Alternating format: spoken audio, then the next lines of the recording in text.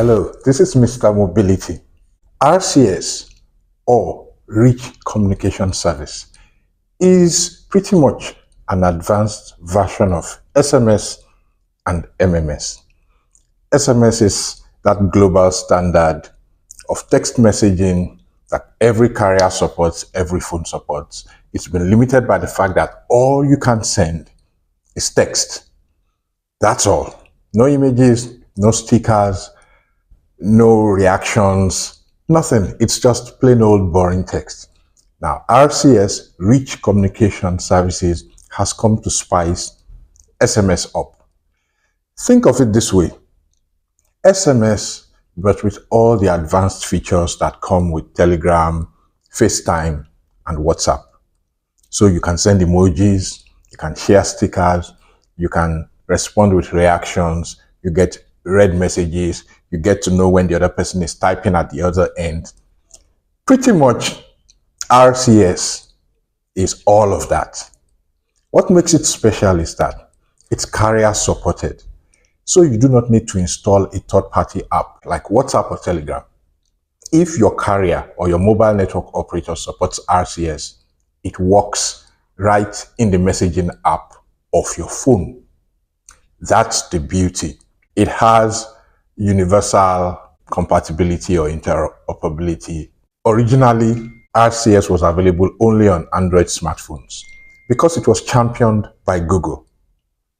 Eventually, Apple also adopted it and has implemented it in iPhone devices since iOS 18. That means if you have an iPhone running iOS 18 and newer, you can use RCS on your iPhone.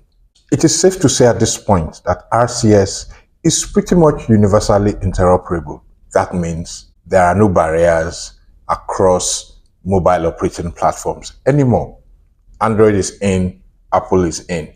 Everybody can get in on the action. And that's the beauty. You can send an RCS from your iPhone to an Android phone. You can send an RCS message from your Android phone to your iPhone.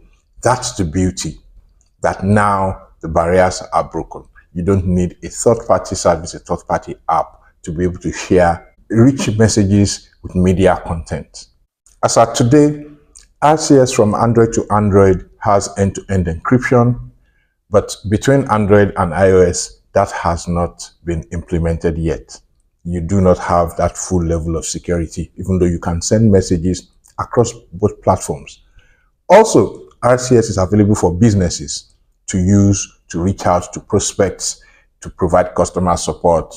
It's called RCS Business. So the regular RCS is available for everyone on their phones, but RCS Business can also be implemented by individual carriers, specifically for businesses that want to push out rich messages with media content. And those media content can include images, video, audio, stickers, emojis, and all whatnot.